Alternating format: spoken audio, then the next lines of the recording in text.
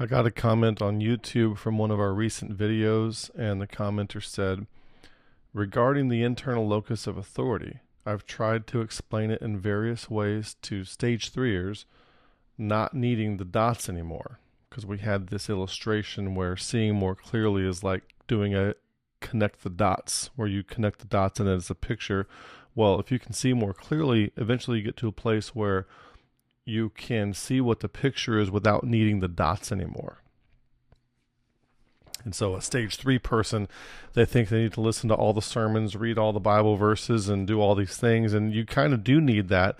But the more the dots get filled in, there comes a place where you achieve critical mass, something like that, to where you phase shift over and there comes a crystallization, or a place where the text of Scripture becomes clear, something like that. And it's like when you're doing a connect the dots picture and you can see, oh, this is a flower, this is a dog, this is a house. And then you could draw the rest of it freehand once you know what it is because you can see clearly.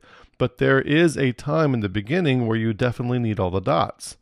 And the people who need all the dots cannot understand the people who can see the picture clearly and don't need the dots anymore. So this commenter says, and I can't yet find a way without immediately raising their red flags, whereby they say, well, what's your standard? What's your authority? You don't have one anymore. There's no way to make decisions now. It's just you doing whatever you feel like. No amount of saying things like, well, how exactly does the Spirit lead you, brother? Or Christ is the standard. No amount of saying any of that helps. I'm thinking that this is just reality, but any thoughts? So I have some thoughts, and I responded to this commenter with this, but I'm going to break this up into small or larger font on more slides. So I'm just going to take 4 slides real quick to read through this, and then we'll be done. So my response to this commenter is that the immature mind feels secure when there is some kind of external control factor that establishes clear objective boundaries, especially for the sake of imposing that control onto others.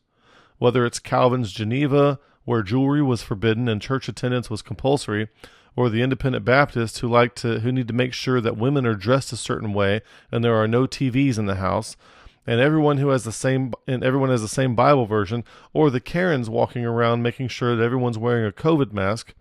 It's all the exact same impulse to control. We can think of that little bossy first grader that loved to control everyone when the teacher leaves the room for a minute. She leaves Sassy Sally in charge. When people don't mature past this impulse to control, it can manifest itself in something as bad as narcissism, or for the more covert types, religious fundamentalism. What they all have in common is that power is borrowed from elsewhere, either from the teacher, or from the government, or from science, or from God himself. Of course, they have access to that. They cannot conceive of a scenario where 2 different gold medal winning Olympians became the best using different training methodologies, even for the same sport. They cannot grasp that or lift that abstraction into other domains. All they understand is something like PE class in middle school, where everyone is compelled to act uniformly at the direction of some authority figure.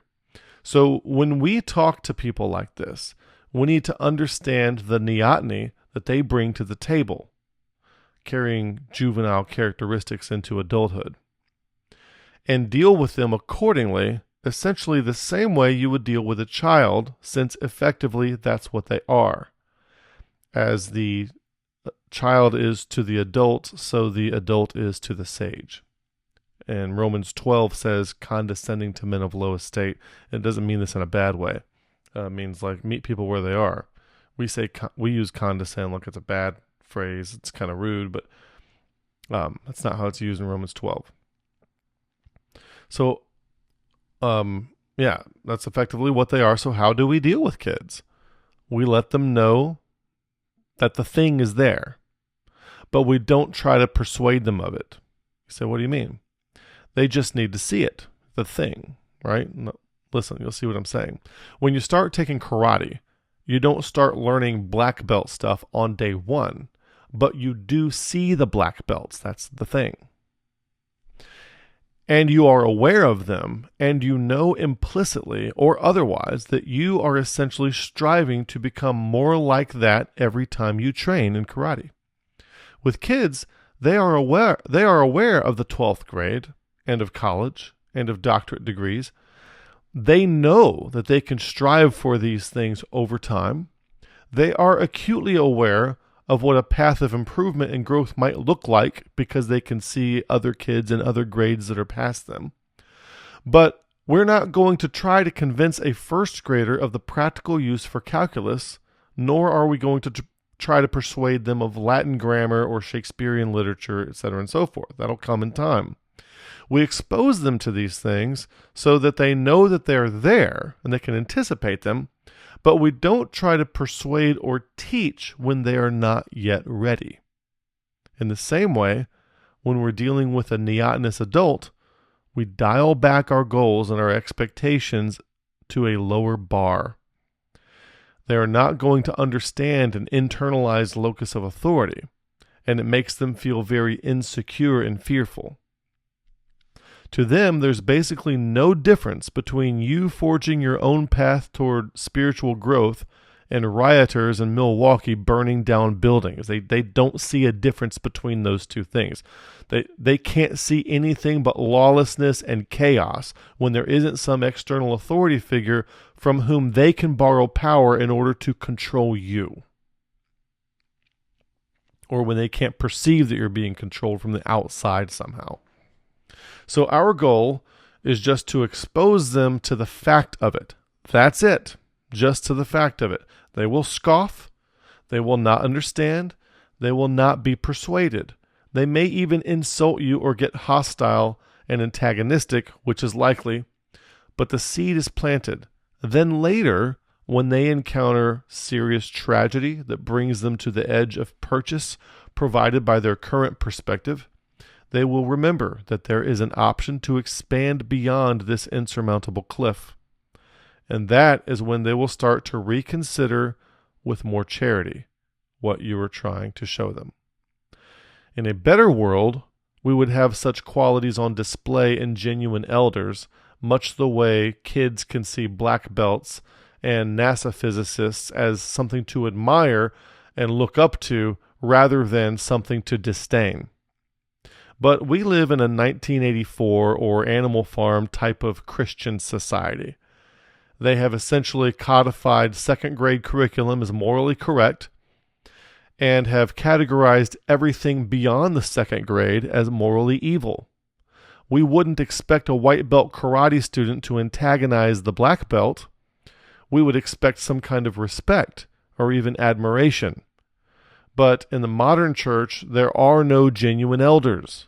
I'm going to say that again. In the modern church, there are no genuine elders.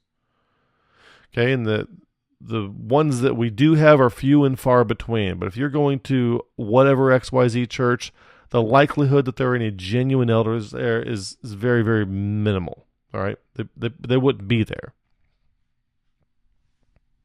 In the modern church, there are no genuine elders. The teacher has left the classroom permanently, and Sassy Sally is in charge. See Isaiah 3:12.